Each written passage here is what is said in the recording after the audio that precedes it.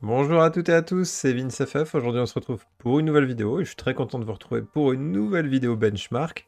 Là, l'idée, c'est de voir comment s'en sort GNOME, KDE, XFCE sur Cyberpunk. Encore une fois, je trouve que c'est l'un des meilleurs outils pour bencher Linux, le jeu vidéo sous Linux en tout cas, donc je m'en prive pas. Donc là, l'idée, c'est de tester 6 configurations différentes. Donc, les 3 premières seront basées sur Magia 8 avec GNOME, KDE et XFCE, mais donc sur Magia 8, donc on est en GNOME 3.38, donc le GNOME d'il y a 2 ans, KDE 5.20.4, en sachant qu'on est en KDE 5.26 maintenant, et XFCE 4.14 avec des petits bouts de 4.16, on doit se l'avouer. Et en fait, l'idée, c'est de comparer ces chiffres-là avec GNOME, KDE et XFCE d'aujourd'hui, voir si finalement eh bien, on a gagné en performance côté jeux vidéo grâce à l'évolution des DE, ou pas du tout, ou encore pire, est-ce qu'on a perdu en performance avec l'ajout de nouvelles fonctions. Par exemple, GNOME s'est vachement étoffé, KDE aussi d'ailleurs, hein, on a eu des nouveaux effets, on a eu de la transparence, là où avant c'était quand même assez brut de pomme.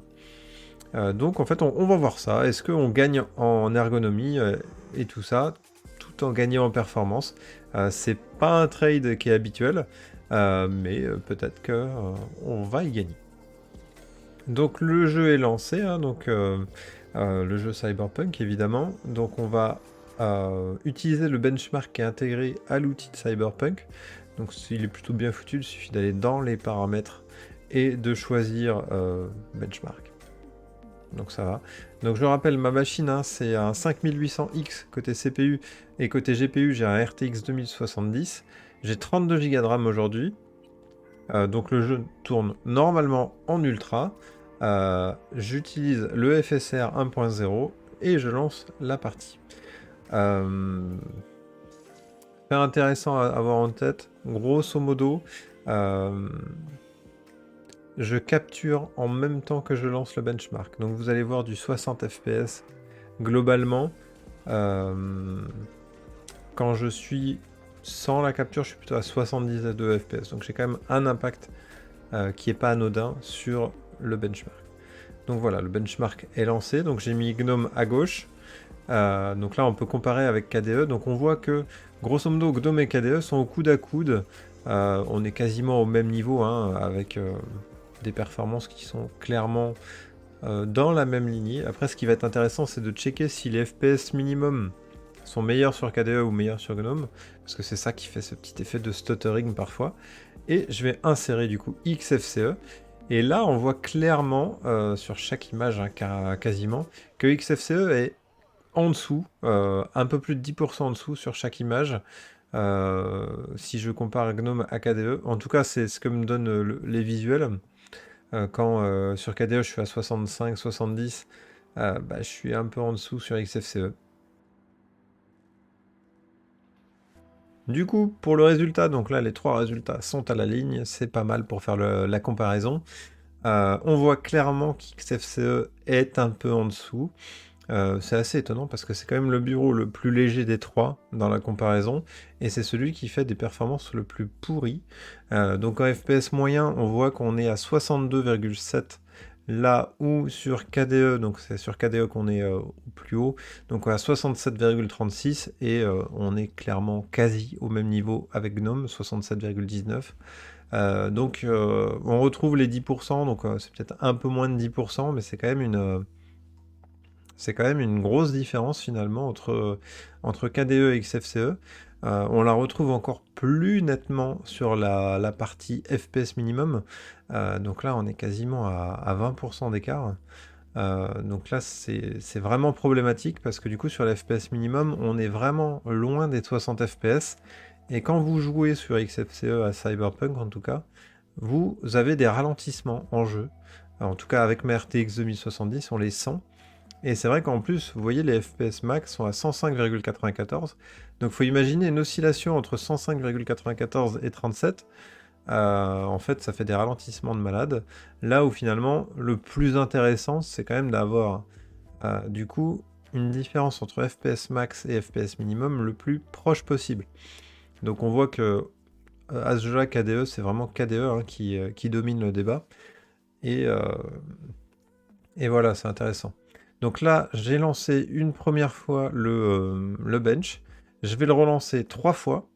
Ensuite, je vais installer du coup les tout derniers GNOME 43, KDE 5.26 et XFCE 4.16. Donc, XFCE 4.16, il n'est pas tout jeune. La prochaine version sort en 4.18 au mois de décembre. Mais du coup, je relance tout ça. Donc, 3 fois pour les vieilles versions, 3 fois pour les nouvelles. Et du coup, on fait le bilan ensemble une fois que c'est fait. Allez, à tout de suite. Bref, bon, du coup, on se retrouve à nouveau sur un tableau rempli de chiffres. J'espère que vous aimez un peu quand même les fichiers Excel. C'est vrai que c'est mon dada. Donc, j'ai renseigné toutes les informations, tous les benches qu'on a réalisés. Donc là, en haut, vous retrouvez du coup les benches réalisés sous Mageia 8 avec le NVIDIA 515 en driver. Donc, et c'est 1, 2, 3. Avec GNOME, pareil. Avec XFCE, pareil. Du coup, comme je vous l'ai dit, ensuite, j'ai installé une Debian Seed. Donc, pour avoir du coup les tout derniers KDE, GNOME et XFCE, je trouve que c'est l'une des meilleures façons d'avoir... Enfin, sincèrement, c'est l'une des meilleures façons d'avoir des DE très récents avec un tout fonctionnel. Je trouve que Debian Seed, ça marche plutôt bien. Donc j'avais installé le pilote NVIDIA 515. La grosse différence entre les deux, c'est le kernel 5.19 utilisé chez Debian et 5.15 utilisé chez Mageia 8. Hormis ça, franchement, il y a très peu de différence entre les deux. En tout cas, à mon avis. Donc même pilote. Et après, c'est les DE qui ont évolué aussi hein, en 2 ans. Donc j'ai été assez frappé du résultat. Je ne m'attendais pas du tout à ce résultat. Surtout qu'il n'est pas franchement cohérent avec les benches que j'avais réalisés par le passé. Donc en fait, par le passé, c'est vrai que les pilotes Nvidia à chaque fois évoluaient. Donc en fait, j'avais l'impression que ça évoluait. Enfin, toute la technologie Linux évoluait dans le bon sens. Mais en fait, je suis moins sûr suite à ce benchmark. Parce que finalement, que ce soit KDE, GNOME ou XFCE, avec le temps, les performances ont diminué du DE. Donc c'est-à-dire qu'aujourd'hui, si vous êtes un gros gamer et que vous avez une machine qui est un peu juste, il vaut mieux être sur un KDE 5.20 que sur un KDE 5.26. Et c'est pareil pour GNOME et c'est pareil pour XFCE. Donc c'est assez étonnant. Même si pour XFCE, c'est peut-être là où c'est le moins vrai. Mais en même temps, c'est là où il y avait les benches les plus pourris de base. Donc c'est voilà, c'est pas forcément direct. Donc là, ici en bas, vous voyez finalement le comparatif des pourcentages. Donc là, par exemple, j'ai eu moins 20% sur le premier essai de performance entre mon essai numéro 1 sur Mageia et mon essai numéro 1 sur Debian Seed. Donc c'est énorme. Donc après, j'ai eu moins 7, donc là, c'est un peu plus cohérent. Sur l'essai numéro... Ah non, c'était entre les FPS minimum, moyen et maximum. Par contre, sur l'essai numéro 2, j'étais au-delà sur les FPS minimum et j'étais à nouveau en dessous pour l'essai numéro 3. Donc, il y a eu un jeu de difficulté. Pareil pour GNOME, le premier essai, franchement, il a été dur. Je ne sais pas ce qui s'est passé. C'est compliqué. Jusqu'à le pire du pire, c'est XFCE avec moins 43% de performance sur l'essai numéro 2 sur les FPS max. Mais, si vous avez bien retenu, sur les FPS max, à la limite, c'était pas très grave. Il vaut mieux ne pas avoir trop de différence entre les FPS max et les FPS minimum. Ça évite du coup l'effet de ralentissement et de stuttering. Donc, qu'est-ce qu'on peut en retenir de ça? Donc, j'ai fait un petit graphique et j'ai fait une petite moyenne. Donc là, c'est le résultat de la somme des 3 essais. Donc en fait, j'ai fait une moyenne des 3 essais. Du coup, sur FPS mini, moyen et maxi. Donc, ce qu'on peut voir, c'est que, grosso modo, les FPS minimum, peu importe que vous soyez sur XFCE, GNOME ou KDE, si je fais la moyenne des 3, GNOME s'en sort le mieux. C'est clair que GNOME s'en sort le mieux, mais on n'a pas une différence aussi grosse que ce qu'on a vu lors du premier essai. Donc ça, c'est plutôt cool. C'est-à-dire que sur la moyenne, finalement, ça se vaut. En FPS moyen, ça se vaut beaucoup moins. Donc on voit quand même une grosse différence entre KDE et XFCE. Donc il y a 10% d'écart hein, en FPS moyen, donc de performance, KDE s'en sort le mieux, mais est un peu moins bon que GNOME sur les FPS minimum, en moyenne en tout cas. Et les FPS max, c'est XFCE qui s'en sort le mieux. Mais du coup, ça crée une plus grosse différence avec les FPS minimum, avec ce risque potentiel de ralentissement, de vision de ralentissement, l'écart entre les deux. Si je prends la moyenne de KDE 5.26, GNOME 43 XFCE 4.16, là on voit qu'à nouveau sur le FPS minimum, on est cohérent, c'est-à-dire qu'on est dans un mouchoir de poche. Là encore une fois, GNOME s'en sort le mieux, mais les deux autres sont vraiment très très proches. Par contre, on voit que KDE et GNOME se sont effondrés, donc c'est-à-dire qu'on est à 62 pour les deux. Léger avantage pour KDE, hein, tout comme sur les versions précédentes. Par contre, XFCE, lui aussi un peu réduit, mais beaucoup plus légèrement. C'est-à-dire qu'aujourd'hui, XFCE fait jeu égal avec KDE 5.26 et GNOME 43 niveau performance en jeu vidéo. Et je dirais même plus, en fait, côté FPS max, on a très franchement réduit, mais je crois que ça c'est plutôt lié au kernel, et enfin quoique, et encore je suis même pas sûr. Et donc en fait, le XFCE 4.16 était vraiment ultra fluide sur Debian Seed, c'était vraiment très plaisant, très très plaisant. Là où sur GNOME j'ai vu quelques ralentissements, c'est arrivé qu'une fois, mais c'est quand même arrivé. Donc je dois avouer que l'expérience sur XFCE 4.16, contrairement à il y a 2 ans, c'est clairement amélioré. Par contre, sur KDE et GNOME, en fait, on a moins de performance qu'avant. Donc c'est clairement un peu la loose. Si je fais la somme de tous ces benches en images, donc on était à 621 images entre KDE plus GNOME plus XFCE, on a descendu à 572 si je fais la somme aujourd'hui. Donc ça fait quand même une baisse globale de 7,91%.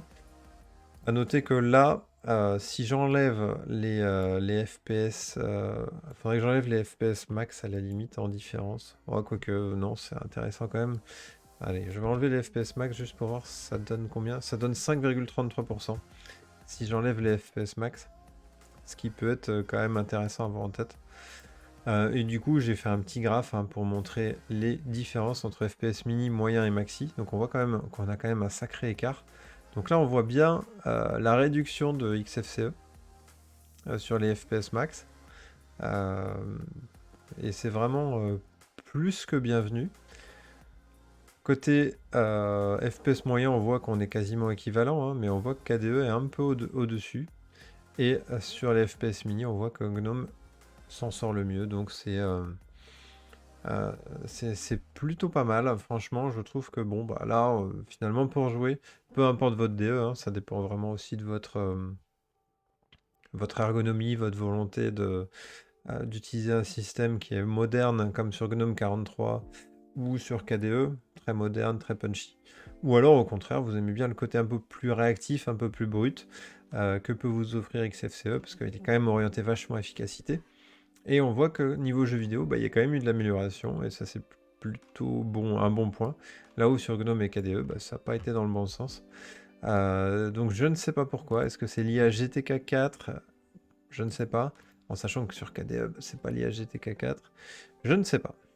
Franchement, je ne sais pas. Tout ce que je peux dire, c'est qu'on voit une réduction globale d'à peu près 7% si je cumule sur les 3 DE. Donc voilà.